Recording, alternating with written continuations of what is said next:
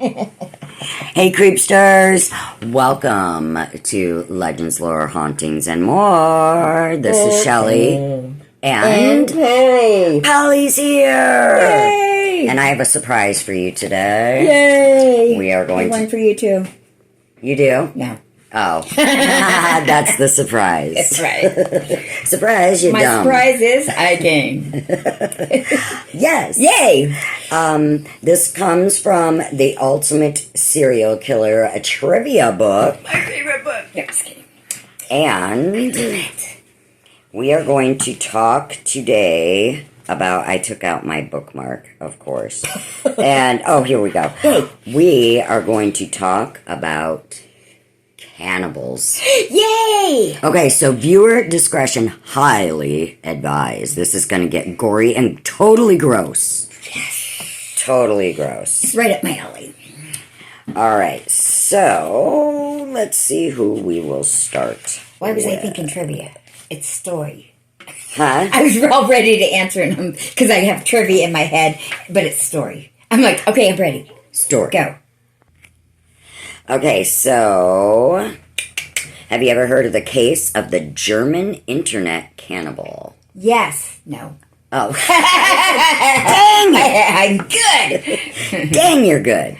You're full of surprises. I am. All right, well, there's no shortage of bizarre cannibal stories out there, but the case of Armin Muse was famously known as the German cannibal. This might be the very strangest case you've ever heard. Can't wait. All right, so Armin Muse was a lonely man who, as a child, desired a younger brother he could keep forever by consuming him. Between the ages of 8 and 12, Muse began having strong cannibalism fantasies amplified by his love for horror movies and watching his mother slaughter pigs on their farm. In 2002, now a fully grown man, Muse placed an ad on a website. I'm not going to name the name of this website, but it's a place for cannibal fetishists to come together and share their love and lust for eating CannibalsRS.com. For eating human meat. In Muse's ad, he wrote that he craved a young, healthy man to kill, slaughter, and eat. So he took out an ad. Yay! Any volunteers? Amazingly, Muse received considerable replies to his ad.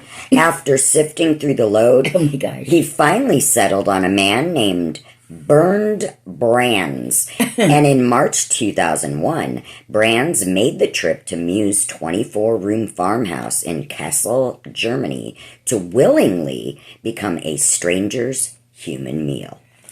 And that was exactly how things played out. Oh my gosh. Muse killed Brandes, dismembered his body, and consumed his remains over the ensuing months. Muse was only caught when he boasted of his achievements on the website, and a concerned party notified authorities. Narc? Damn narc, you could have come over for a feast. Yeah. You want to hear some fun cannibal facts Never trust websites, I'm telling you, man. No, God, no. Don't trust us. Don't trust websites, man. They'll knock you out every time. Yeah, totally. Okay. We're telling. All right, now, you want to hear some fun facts about this case? I do. He tasted like chicken. Which, that's funny, because it's going to come up, what do humans taste like? That's going to come in a little bit. So whatever they eat stay last. tuned for that. Yeah, whatever. Whoever they saw last is, Okay, did you know that the Armin Muse cannibal case is a very rare instance of consensual homicide, where the victim willingly encourages their own death? Muse captured the entire ordeal on a 9-hour-long videotape. The tape was played in court, causing one of the jury members to pass out. As to well, get hungry. From hunger. That loin looked really delicious. Okay, as well as consuming parts of Brandes, Muse also ground up his bones and used them as flour for his morbid recipes. Ugh. Muse initially only received 8 years in prison. But Sorry. then he was later charged to life imprisonment, which, fair. Well, he should have had death. He should have been served on a spigot or whatever you call those. Spit. Spinet? What do you call it? Spit. Spit? The thing is called You a put spit. a pig yeah. on? Oh. It's Spitz. Oh, spits. Spit. Oh, spit. Okay. Do it. The Armin Muse farmhouse where everything took place is now an abandoned property and has since become a hotspot for dark tourists. Go figure. So that's a true story about Armin Muse. Hot spot. The crock pot, hot spot. Brains. Okay, so Did he write a cookbook? he wrote a cookbook in prison. It's a bestseller. Okay, so do you know who is the Japanese cannibal that has since become a minor celebrity in his home country? Have you heard of this person? No. All right, well, Japan is known for being an eccentric place, but the case of Issei Sagawa is almost too far-fetched for even the land of the rising sun. A short, effeminate man, Sagawa despised himself. He hated his feminine appearance, dainty hands, girly voice, petite 4'7" frame. Oh my goodness. Over time, this self-hatred evolved into an obsession with beauty, particularly feminine beauty. He was Hello Kitty. And it turned into the Hello Kitty murders. Okay, so he saw feminine beauty as a kind of energy that he wanted for himself, but he just couldn't obtain.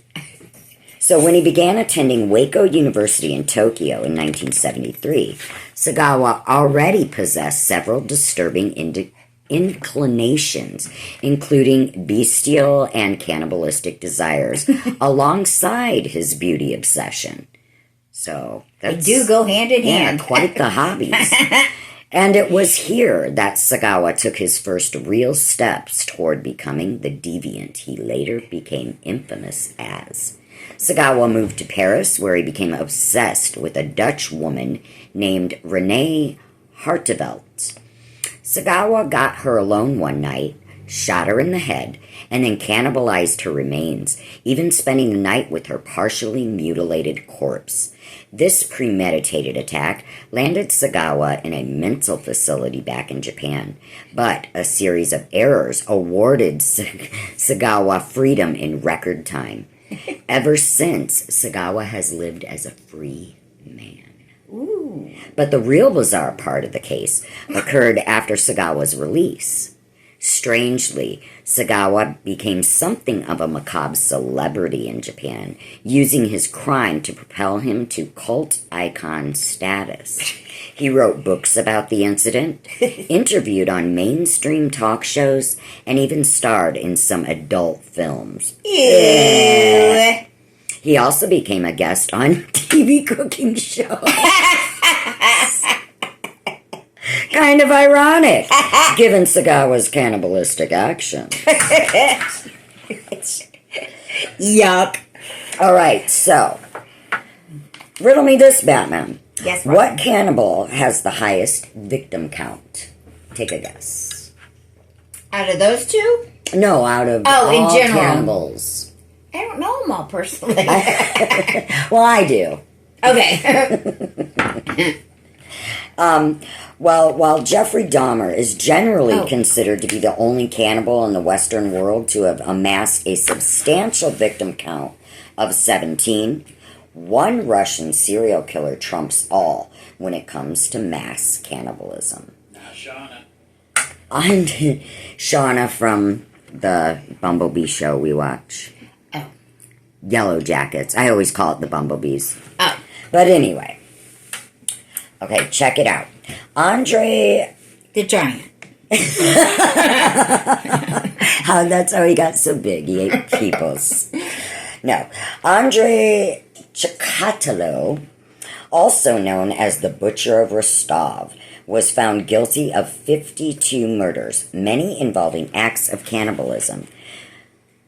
Chikatilo grew up in war-torn Russia in the 1930s and 40s, and as a child, his mother would often tell him that his older brother was abducted and cannibalized by their starving neighbors. This incident planted a seed in Chikatilo's mind that would echo during his murderous adult years.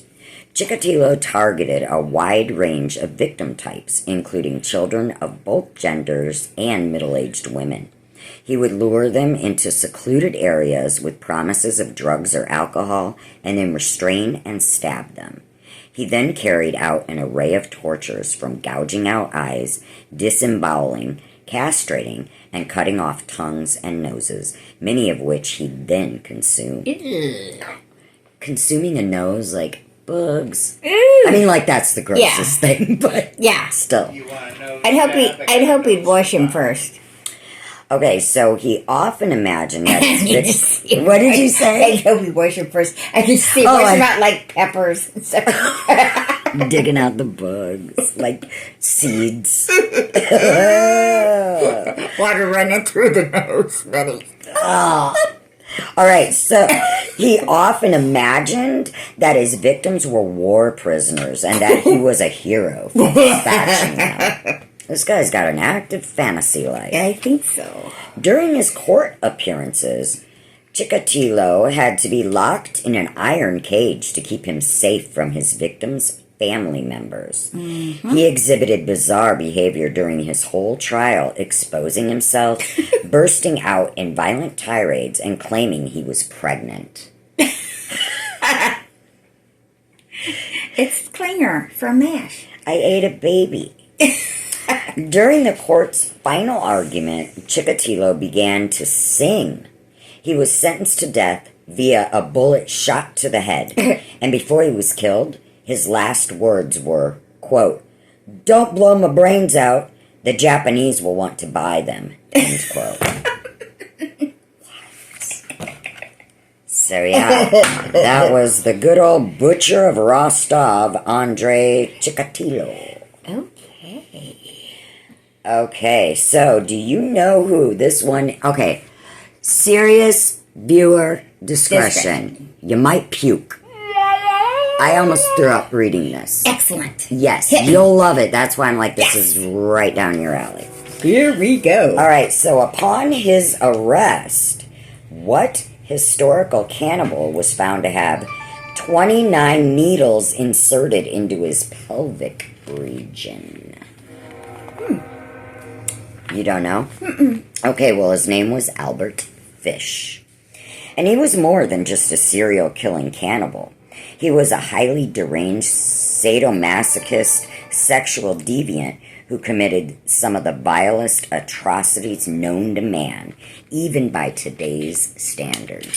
So buckle up, baby. Doesn't sound familiar. Go on. Buckle up. Where's this at?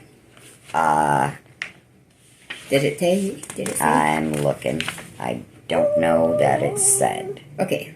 It might say. Okay. Coming up. Let's go. So as a child, Fish was exposed to physical abuse at the hands of his parents and caregivers. And rather than oppose it, he actually began to savor the pain.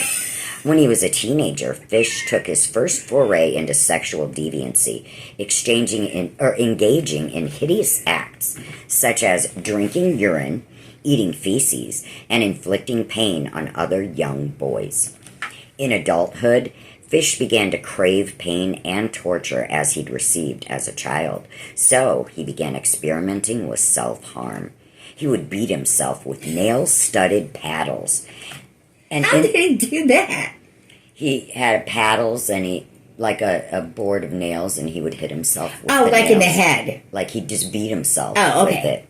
I was going to say, how would he beat his own butt? This one is okay. gonna almost Go on. made me like, what in the who? He would insert cotton balls into his anus, and then he would set them on fire. Okay? At the same time, Fish developed a penchant for cannibalism, often eating raw animal meat to quench his desires. In 1928, Fish abducted a young girl named Grace Budd, whom he took to an isolated house and then killed and dismembered. The girl's disappearance remained a mystery for 6 years until Grace's family received an anonymous letter detailing how their daughter had died. Police traced the letter to Fish, and he was promptly arrested. In custody, Fish confessed to a string of vile acts, and eventually being found guilty of 3 child murders, despite claiming he'd killed over 100. Wow. A prison examination found that Fish had inserted needles into his pelvis, which he couldn't withdraw. He was sentenced to death by electrocution. Wow. So he liked the pain. So Like, the how needles weird. in him probably also... And he couldn't take them out, so they were always there. I'm surprised they didn't kill him, because if they were if they would have got into his bloodstream, Yeah, because they were it would have went right to his in heart. his anus. Yeah. Oh, the needles were... I think... Wait, I thought you said in his hip. Oh, pelvis. Pelvis, yeah. I'm sorry. His anus was the Yeah, cotton balls yeah. that he set on fire. God, I still can't get over that shit. That's weird. Good Lord. Who even thinks of that? Right? Okay, so do you know what Baltimore serial killer turned his victims into homemade burgers? Well, his name was Joe Metheny, and he was a mountain of a man at 6'1" and 450 pounds. Okay. That's a big boy. Yeah. He cut an imposing figure with his huge gut and shaved head, and after his wife walked out on him in 1994, he dedicated his life to finding her and killing her. As you do. As one does. Yes. Absolutely. Metheny never found his wayward ex-wife, so instead he targeted the next best thing. Surrogates for the women he hated. Yay! Why not? It's a bitch. Let's kill her. Metheny found himself underneath a bridge one night, the same location his ex-wife would buy drugs, and there he found 2 homeless men he believed knew her. When the men denied all knowledge, Metheny bludgeoned them to death with an axe and then threw their bodies in a river. Metheny served a year in prison for this attack. A year? For bludgeoning 2 people and throwing them in the river? Well, they were almost. Well, so what? That's the old sensei back there, giving his 2 cents. All right. Yeah, so, he served a year in prison for this attack, but he was then released due to lack of evidence. He immediately went back to his murderous ways, killing 2 sex workers. By this time, Metheny brought the bodies home. Deciding to get creative with body disposal, he ground up the bodies and mixed them with beef and pork into burger patties. Metheny then sold these patties to the public through a barbecue stand outside of his house. Nice. Okay. When Metheny ran out of the special meat, he would search for another sex worker. However, one potential victim escaped his clutches and gave the police his information. Upon his arrest, Metheny proudly told the investigators about his human burger business. Nice. All right, I think we have time He for... could call them meth burgers. Meth burgers. Oops, we're not allowed to say that on YouTube. Metheny burgers. There we go. Metheny burgers. Okay, and then, that's all of the ones that I want to talk about today. Yay! But... Cannibals rule! Cannibals are awesome! But, if I can get to it. Okay, so what does human flesh actually taste like? Chicken. No, I don't know. Tastes like chicken. Well, according to those who have tasted it, including several cannibalistic serial killers, human flesh actually tastes like pork. Oh, you know what? That makes sense, because they use pig hearts for people. And pigs are the closest to humans. Yep. And the Bible says don't eat pork. Isn't that weird? That's a good one. I just thought of that, but Yeah, that's yeah. kind of Good freaking one. weird, right? Okay, so while it falls into the category of red meat, it has the texture of beef. Many have said that it tastes like a saltier, bitterer version of pork. William Seabrook, an explorer who ate human meat during a trip to South Africa, said, "It was like a good, fully developed veal, not young, but not yet beef. It was very definitely like that, and it was not like any other meat I had ever tasted. It was mild, good meat, with no other sharply defined or highly characteristic taste, such as, for instance, goat, high game, or pork hive, whatever a pork hive is."